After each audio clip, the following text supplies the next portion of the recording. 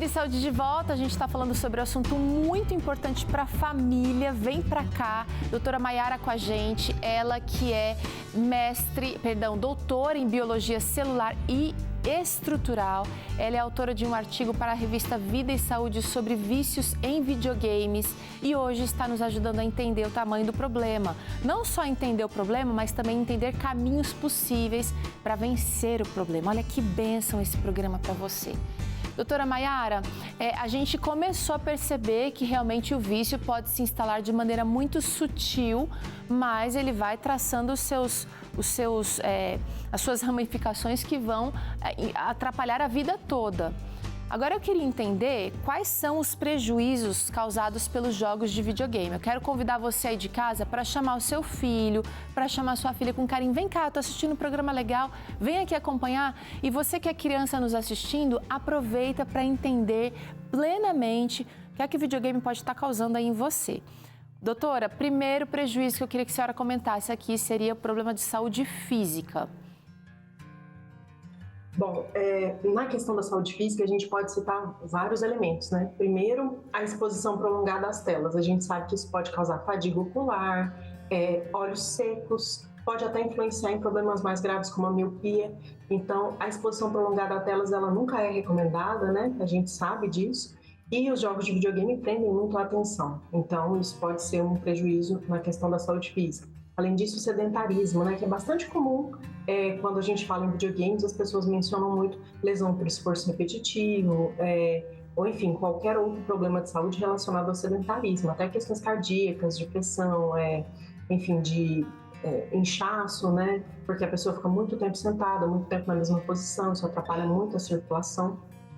Distúrbio de sono, né, também pelo efeito de ficar muito tempo associado à tela, muitas cores, muitos estímulos, isso daí pode atrapalhar também o sono, especialmente porque algumas pessoas jogam muito tarde da noite e se envolvem aí até a madrugada nos jogos, porque é um momento também que é mais difícil a gente ter o controle ali, né, do adolescente, então se ele tem um computador ou um celular no quarto, e aí os pais estão dormindo, pode ser que eles se envolvam na atividade durante a madrugada, especialmente para evitar, né, a restrição. Então, isso daí pode também causar uma série de distúrbios de sono.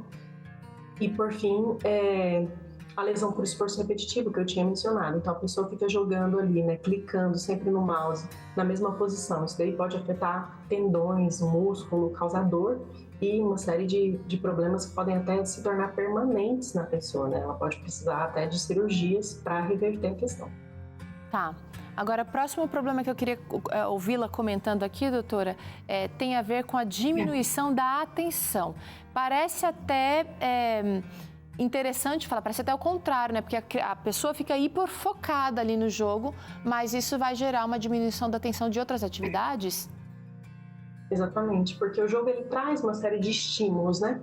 E aí a pessoa aprende, digamos assim, ela treina o cérebro dela, tá concentrado somente naquela situação, né? Com muitos estímulos, com a cor, com tudo que tá chamando a atenção dela.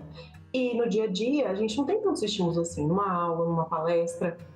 Muitas vezes a gente tem uma pessoa falando lá na frente, no máximo um esquema do quadro, uma imagem, um slide. Então isso daí pode se tornar pouco interessante e rapidamente a pessoa perde o interesse e a atenção, né? Isso diminui muito o foco do estudante durante os estudos em sala de aula ou mesmo estudos individuais, em que a pessoa tem que ler textos, né? E focar a atenção num texto que é um pouco mais profundo, demanda a interpretação, enfim, sem nenhuma luz piscando, sem nada apontando aquilo que tem que ser feito. Então, ocorre em cima de diminuição da atenção, embora, né, alguns jogos sejam desenvolvidos até para aumentar o foco da pessoa, né? Para desenvolver esse aspecto mais positivo, né, digamos assim, da reflexão. Então, nem todos os jogos eles são prejudiciais, mas o tempo dedicado a eles e a maioria dos jogos realmente ele é desenvolvido para que se gaste muito tempo ali naquele jogo. Porque se você perde o interesse rápido, não monetiza. Então, Sem por que contar... o desenvolvedor... Sem contar que quando a gente está hiperfocado, você aí de casa já percebeu que quando você dedica muito tempo fazendo uma coisa concentrado, pode ser qualquer coisa, muito concentrado, depois para fazer outras atividades, meio que você está sem energia Porque a gente gasta uma energia naquele foco e não é só o foco aqui visual, é o foco cerebral tentando resolver, tentando passar, tentando se superar. Então, é energia também que vai por água abaixo. Vamos trazer outro ponto aqui interessante de prejuízo, tá? Isso vai atrapalhar rotinas importantes. Nosso dia dinâmico. Fato, a gente mencionou aí a questão do sono, né?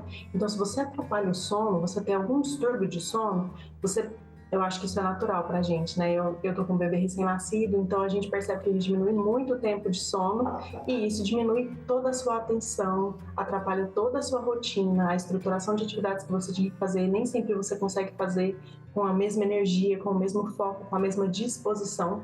Então, atrapalha bastante a rotina. Fora a escolha, né, deliberada de jogar ao invés de fazer outra atividade. Isso daí também faz com que a pessoa perca compromissos, ela se torne um pouco mais assim, irresponsável em relação a atividades que ela deveria fazer, justamente porque ela não consegue, ela não tem controle, né, sobre a decisão de jogar ou não.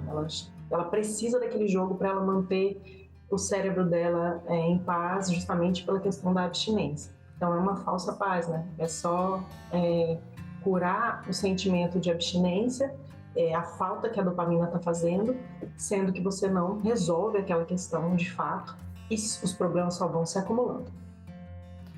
Agora a gente vai tocar num outro ponto aqui que talvez você que esteja envolvido nessa atividade não perceba, mas vai interferir na formação de memórias. Interfere na formação da memória justamente pela questão do foco e da atenção. Então, quando a gente dedica muito foco, muita atenção a atividades estimulantes, quando eu tenho outras atividades que não sejam tão estimulantes, não atraiam tanto a minha atenção, eu posso não reter aquela informação na memória.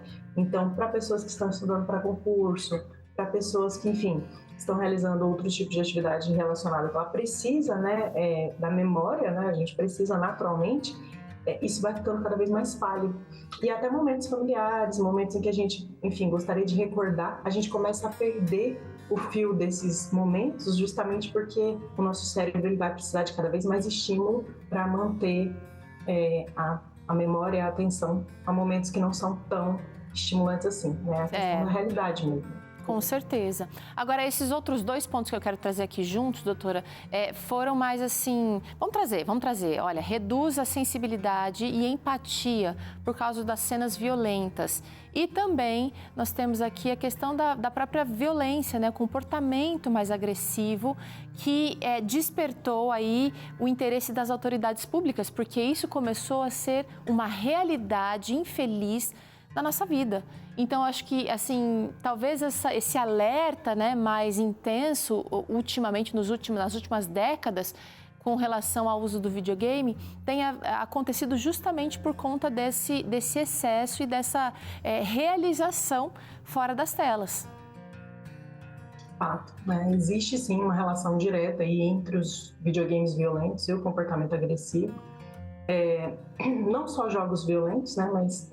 Em geral, esses são jogos bastante comuns, que atraem muita pessoa, mas se ela está viciada em algum tipo de jogo, geralmente ela vai ter um comportamento agressivo se você vai barrar aquilo ali, né? Se você vai limitar o acesso àquele jogo. Então, jogos muito comuns que estimulam, né, a agressão, segundo alguns estudos dizem, são jogos que a gente chama de FPS, né, que é o First Person Shooters, que é atiradores, né, em primeira pessoa. Você está atirando enquanto você joga, ou mesmo usando arma branca, ou mesmo entrando em um combate corpo a corpo no jogo de videogame. Então, isso daí, geralmente, né, tem evidências que sugerem que se a pessoa fica exposta excessivamente a esses jogos, ela pode ter uma associação com o aumento de um comportamento agressivo. Então, tem dados de 98 estudos, né? Inclusive eles estão citados no artigo da Vida e Saúde. São estudos independentes que computam quase 37 mil participantes, então é um número considerável de pessoas, e revela que os videogames violentos eles aumentam sim a agressividade e variáveis relacionadas à agressão, além de diminuir alguns resultados que são mais pró-sociais, né? De interação, como a gente mencionou. Então, realmente é algo que a gente precisa aprender. E você sabe, doutora, que eu penso o seguinte, que até aqueles jogos mais assim, ingênuozinhos, né? Tem uns jogos de você planta, aí você colhe, aí você ganha um dinheirinho.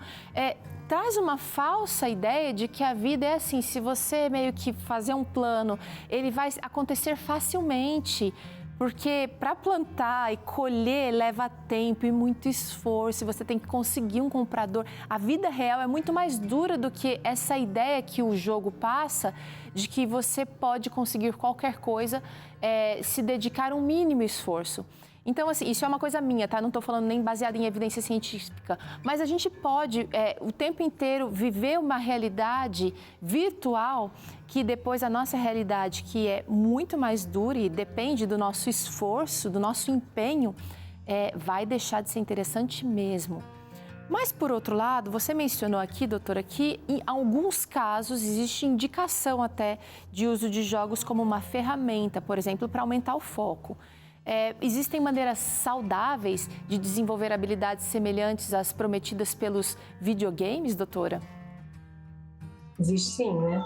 Eu citei algumas maneiras saudáveis aqui que eu gostaria de compartilhar com vocês, que eu acho que são propostas que mesmo uma pessoa que não tenha visto em videogame, ela pode se engajar para justamente melhorar, né, habilidades, competências.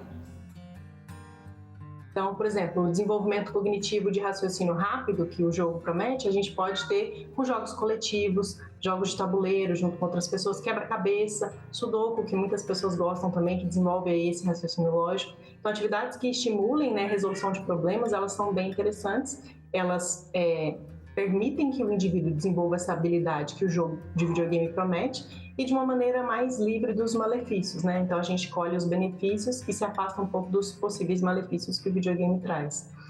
Sobre coordenação motora e reflexo, praticar esportes coletivos, né? Ou mesmo individuais, andar de bicicleta, tudo isso melhora assim a coordenação motora e os reflexos, além de trazer uma série de outros benefícios, né? O trabalho em equipe e a colaboração, então voluntariado, projetos em clubes de escotismo, como os desbravadores, projetos sociais, de ciência ou de arte, tudo isso melhora, né, a nossa capacidade de trabalhar em equipe, a nossa capacidade colaborativa e de comunicação. Sobre a promessa, né, de criatividade, solução de problemas que o videogame traz para o jogador. Então, a gente tem trabalhos manuais, atividades artísticas, desenho, pintura, escrita criativa, música, tudo isso incentiva a criatividade também. Sobre construção e modelagem. Muitos jogos hoje em dia propõem essa ideia, né? E envolve bastante juvenis e adolescentes. Então a gente pode ter trabalhos com Lego, argila, modelagem 3D. Hoje em dia impressoras 3D têm às vezes até um valor menor do que o do jogo de videogame e propõe uma série de, né, enfim, desenvolvimento de projetos que podem ser muito interessantes. A questão da memória e da concentração. Alguns jogos eles prometem melhorar a memória e concentração, né? Então a gente tem aprender uma nova língua, tocar um instrumento ou mesmo ler, né, especialmente livros que desafiam o leitor a pensar mais criticamente, que desafiam o leitor a mudança de hábitos, a construir novas propostas de vida, né? Isso daí tudo, oração, meditação na palavra de Deus, isso sim melhora bastante o foco, já tem vários estudos que comprovam e também oferecem mais clareza mental, né? A gente se afasta do prejuízo que o jogo pode trazer. E por fim, competências digitais e tecnológicas. A gente pode desenvolver essas competências através de cursos de programação, robótica, vários outros cursos aí que envolvem tecnologia e habilidades tecnológicas sem, né, o risco, o perigo atrelado de um vício àquela atividade. Olha que legal, gente, quanta coisa bacana que a doutora Mayara trouxe aqui pra gente. E assim, tem que lembrar que pode ser um processo talvez mais longo para alguns, mais curto para outros, mas quando o vício já está instalado, talvez a primeira coisa seria a admissão, né? Reconhecimento de que é um problema e depois partir para ação de uma maneira muito... A doutora falou aqui várias possibilidades que vão ser estimulantes, que vão ser benéficas e que vão trazer aí também prazer, formas saudáveis de prazer para você que deseja vencer. Mas lembre-se, é um processo, pode haver recaídas, mas você vai progredindo com a ajuda de Deus na sua vida. Eu tenho certeza que é possível vencer. Doutora, eu vou deixar aqui para o nosso telespectador o seu artigo na íntegra, que foi escrito na revista Vida e Saúde. Quem quiser acessar a revista Vida e Saúde, é um excelente material para você acessar mensalmente. Você pode acessar através do perfil no Instagram, @Vida e Saúde CPB. é a nossa revista irmã, né? E também no site www.revistavidaesaude.com.br você encontra ali o material, o artigo que a doutora Maiara escreveu, Maiara Lustosa escreveu ali para você, para todo mundo que deseja vencer, para todo mundo que deseja uma vida melhor, um caminho melhor. Obrigada pela participação hoje, que Deus te abençoe, doutora.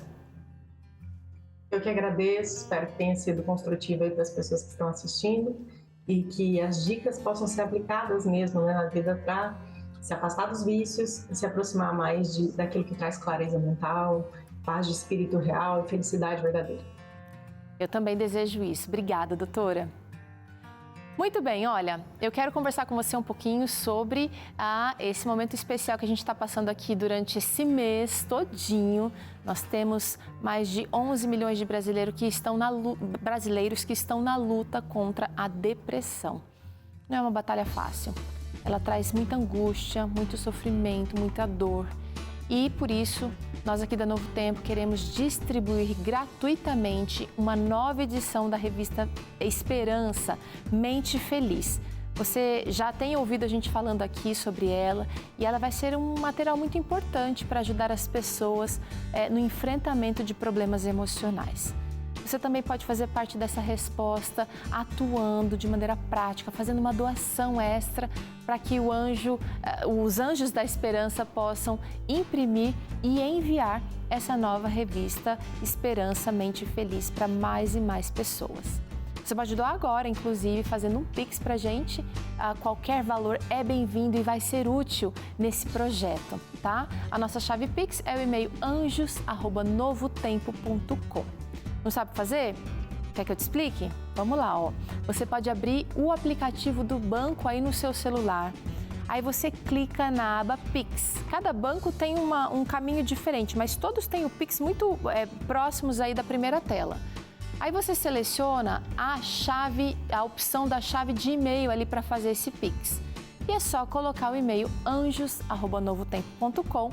Você escolhe o valor que deseja doar, finaliza a transação e aí você pode mandar o seu comprovante aqui para o WhatsApp do Anjos, porque assim a gente identifica a sua doação e manda o botão colecionável dessa missão para você. O número do WhatsApp do Anjos é 12981766630. Vou repetir, tá? 12981766630. São 18 anos transformando vidas através dos Anjos da Esperança. Muito bem, a gente vai para o intervalo agora. Na volta você confere mais claramente aqui. O Dr. César vai falar quando é saudável a gente se afastar um pouquinho dos nossos queridos e deixar que eles resolvam seus problemas. Teremos também boletim de saúde com Flávia Souza e essa receita maravilhosa de cookie saudável para você, ó, fácil e deliciosa. A gente volta já.